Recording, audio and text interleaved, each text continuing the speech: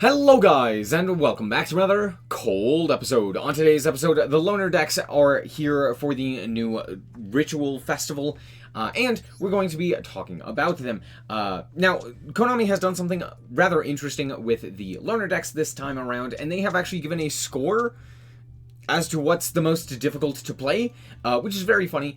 But it is pretty nice and helpful. If you are a new player, yeah, Blue Eyes White Dragon is pretty simple, it's pretty self-explanatory, and it's very easy to kind of play in terms of, like, for Yu-Gi-Oh! Standards, right?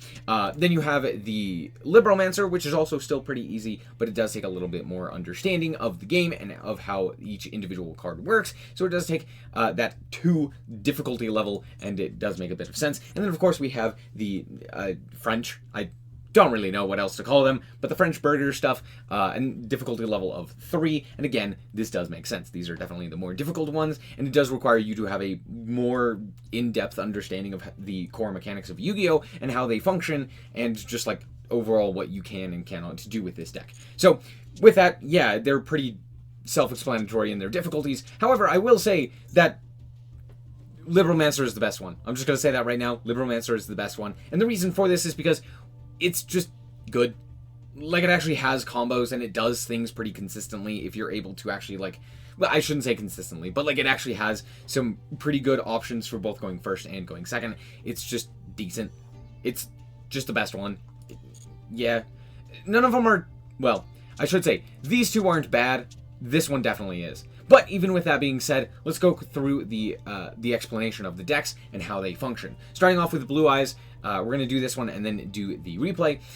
Blue Eyes is pretty simple. Basically, you want to summon Blue Eyes White Dragon or Chaos Max. You can utilize you can summon the Chaos Max using Chaos Form or ARA in order to do that, right? Now, notably, we're only playing one Jet Dragon, which is by far the most criminal thing in this list, because Jet Dragon is the best deck, or the best card in the deck, hands down. This card is absolutely insane. It protects basically all of your cards from card destruction, and more specifically, it also allows you to bounce a card to the hand if it is battled, which is also very strong, and it can special summon itself basically infinitely, which is, again, really strong. Yeah. That's basically it. If you destroy something, or if something is destroyed by battle or card effect, this card special summons itself if you have a Blue Eyes in your grave or on your field, which is pretty strong. As for the rest of the deck, it's pretty simple, just basically getting things like the alternate white, as well as Blue Eyes White in the hand in order to special summon the alternate, and then, you know, pop a card. Dragon Shrine, being able to dump the Blue Eyes, and an additional monster is very nice as well. And then, of course, True Light. As for the extra, doesn't really matter. So let's hop into the replay and show you how this deck performed. Alright, so here we are going second, and yeah, this deck obviously wants to go second. Its main gimmick is OTKing with the big ritual. But we are playing the mirror match because, of course we are. My opponent is going to go for the Dictator of D in order to grab up the Blue Eyes White Dragon, and yeah, that's it. They also pitched True Light, which is kind of interesting. But yeah, we end up drawing a second Dictator of D, so we're just going to special summon out the Blue Eyes. We're going to pitch a card in order to special summon the Blue Eyes from the grave, similar to what my opponent just did, and then just normal summon the Maiden and go to battle. I decided to actually not attack, because Dictators could just, like, have me walk into the White Stone Invasion, which could then deal with the True Light, which I don't really want to do. So, yeah, we just pass on that, right? So we're going to go to main phase 1, and they're going to go for Melody of the Awakening Dragon, pitching the Trade-In, which is kind of interesting. I wonder what the other card in their hand is. They only grab one monster, which is Jet Dragon, which they then proceed to normal summon. Interesting. They're actually going to attack into the Maiden with Eyes of Blue, which allows me to negate the attack, which prevents them from actually getting the bounce effect here. So that's, again, pretty good. They're also going to attack again, and I just get to choose the Blue Eyes, and we're going to crash there. They're going to go for the White Stone, and add back a card to their hand. I don't know what we're doing here, but sure, that's totally fine. I decided to not go for the True Light during the end phase. I don't know why I decided to do that, but I did. But yeah, we're going to go for the Dictator of D here, dumping an additional card, special summoning the card, activate the Dictator in order to special summon out of that Blue Eyes that we just sent to the graveyard, and then we can go and activate flip everything to attack position, and just walk over the Jet Dragon. It can't really do anything, so we just attack. But since they didn't activate the Jet Dragon, or more specifically because they couldn't activate the Jet Dragon because they didn't have a Blue Eyes on their field, we just summoned the Blue Eyes and special animation. OTK. Cool. Alright, the second deck is Libromancer. Libromancer is a very interesting deck and provides a lot of various different things that you can do with it. Yeah, you can go first and, sit on some of the traps, or you could just go second and not have to deal with Makanko OTKing you, and instead you can OTK yourself. So, honestly, I didn't really give this one too much thought, and I'm not entirely sure, the main combos, or, how the deck actually functions, or, I say actually functions, but more so, how the deck is supposed to really work. But it's just kind of like Geek Boy and fire special summon by revealing a ritual, and then proceed from there and just kind of grab the monsters that you need, like, for example, the field spell, not this one, the field spell, in order to actually get your ritual summon, and then ritual summon out things like Doombroker, which is actually a good card, as well as things like Fire Burst to go for the OTK. That's more or less it. Let's hop into the replay and show you how this deck performed.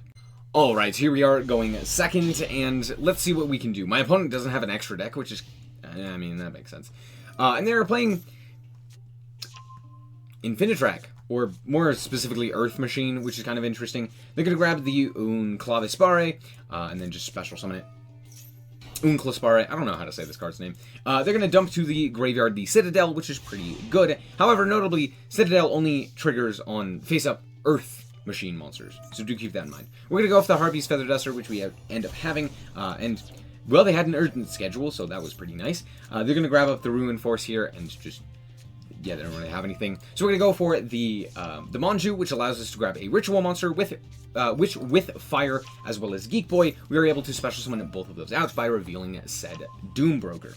We're going to grab up the spell of the first appearance, which allows us to actually Ritual summon, and then we're also going to go for the Fire, special summoning it in order to grab up the Fire starter. We then also get to add the Fire Burst, so now we basically have all of our rituals, and now we're going to Ritual summon out Doombroker. Now, Doombroker is actually pretty good in this particular instance because it allows us to set a trap, which is also very nice, and it also allows us to target a face-up monster. After this deals battle damage, target a face-up monster on the opponent's side of the field, and just shuffle it into the deck, which, again, there's one Earth Machine, and this is a Dark Machine, which is not going to trigger the Citadel Engrave, which is pretty nice. So we're going to just set the trap here, and then we're also going to activate the field spell again in order to tribute off 2 monsters to go for the Fire Burst, and this should be lethal, and I'll show you why in a second. As long as we use a monster that was on the field for the Fire Burst, it has the ability to inflict double battle damage, which is pretty nice, especially when basically we already have lethal on field, because we can go for the Doombroker. We also get a Banish in order to boost our Fire Burst. Doesn't really matter. But now we get to shuffle away the Gear Frame, which again doesn't trigger the Citadel Engrave, and then deal quite a lot of damage. That was 18 into 6,000, which was well over lethal. Not well over, but it was over lethal. So, yeah, Libromancer. Good game. And now we have French cuisine. Again, I'm not going to actually try and say any of the names because they're all in French, and you know I'm going to butcher that. So let's just quickly do the explanation of this deck. The idea of the deck is to utilize the ritual spells such as Fish Recipe and Meat Recipe in order to special summon out each one of your monsters. And then each one of your monsters has the ability to special summon a level higher from it if your opponent were to target it, or either for an attack or for a card effect. You contribute an attack position monster and this card, and then special summon out a 1 level higher monster from deck or hand, which is pretty nice. So, yeah, we have the level 1, which on summon, also all of them do something on summon, I believe, which on summon, it allows you to excavate the top 5 cards and add 1 Novell card. I don't think that's how you say it, but Novell card from your deck to your hand. Then you have the level 2, which targets a spell trap on the field and destroys it. The level 3 draws a card. The level 4 is pretty bad. It shuffles 3 cards in any graveyard into the deck, which, again, it's not terrible, but, I mean, compared to some of the other ones, it's not nearly as useful. So, of course, we're only playing the 1.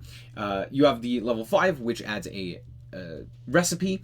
And then also this one can just target an attack position monster, tribute it, and special summon a level 6 ritual monster from hand or deck. And then it's a quick effect if this was special summoned by a monster effect as opposed to the spell and trap. Then we have a Hungry Burger, which can be summoned off of the Bale Grill or the hamburger recipe, which is really bad. But this one also on summon allows you to negate all face-up cards your opponent controls. Then if it was summoned by a monster effect, you could tribute as many monsters your opponent controls as possible, which is wild. And then on top of that, you can target an attack position and tribute it, and then special summon a Hungry Burger from hand or deck. So that's why we're playing the Hungry Burger. It's just a free way to like deal with an opponent's monster, basically. So, yeah, that's basically it. As for the rest of the cards, we are playing this guy, which searches on normal or special and has the ability to put itself into the Pendulum Zone and then special summon itself from the Pendulum Zone, which is pretty strong. Manju, obviously. Today's menu just allows you to reveal 2 novels, and then you add one, or your opponent adds one to your hand, and then if you had a specific monster type, you can add... if you add a Beast Warrior, you can add the Fish recipe. If you add a Warrior, you can add the Meat recipe, which I believe, Warrior, Beast Warrior, Warrior, etc. Right? All of the odds, I believe, are the Beast Warrior, and all the evens are the Warriors. So there you go. And then Field Spell is also pretty good. It adds a recipe card from deck to hand, and then you can also shuffle a card, place a ritual monster back onto the bottom of the deck to draw a card, and it shuffles it back your recipes in order to draw a card as well, which is pretty nice. That's basically it for the deck. Let's hop into the replays and show you how this deck performed. Alright, so here we are going first, and we happened to draw the Pendulum, which is fantastic. We also happened to draw the Field Spell and the today's menu, and today's menu is going to get us the level 3. I revealed the 3 and the 1, so there you go. You also can't reveal 2 of the same name. They have to be different names, so there you go. We're going to go and normal summon the Pendulum to grab up the level 1. The Pendulum only grabs a level 1 or a recipe, so do keep that in mind. And then we're going to go for the Fish recipe in order to special summon out this guy, which will then grab us the Meat recipe, and then we can activate its effect, as well as the effect of the Pendulum monster, to put the Pendulum monster back into the scale, since it was tributed for I think it's just if it's tributed. Anyway, we're going to activate the top 5 cards, and we end up seeing quite a few cards. I see the 4, and I'm just like, I'll just take the levels. There's not really anything else to grab here. We're going to go and switch that guy to defense position to special summon out our Pendulum, and then we're going to tribute our 4 in order to summon out the 3. The 3 is a little bit better here, so we're going to grab up, we're going to draw a card, and then it's not the greatest of draws, so I'm going to actually put it back, and then draw into another not great one. The thing is, because all of these can summon from the deck, it's not great to really draw these. They're not bad, but, it could have been better. I'm going to draw Manju, which is actually fantastic during the end phase, with the Restaurant effect. They're going to just set one and pass. Now, I know this isn't, like, the greatest of things. I could have done more here. I could have played against a deck that actually did anything, but the thing is, like, at the very least, I do think that this shows you how the deck functions. Also, Chef's special recipe is just a negate. It's just a counter trap Omni negate. It's pretty good. We're going to go for the Manju to grab up the Fish, and then the Fish is going to allow us to special summon out our level 5. We're going to go and activate the level 5 in order to add a recipe, as well as go for the Pendulum. Now, notably, I should say, the Pendulum allows us to... Oh, sorry, we can also grab a monster here. The Pendulum allows us to not only change the battle position of our monsters, but also the opponent's monsters in order to special summon this monster. So it's kind of crazy. And luckily, they had a Millenniumize Illusionist, which is a spellcaster, but it's also a 0 attack monster.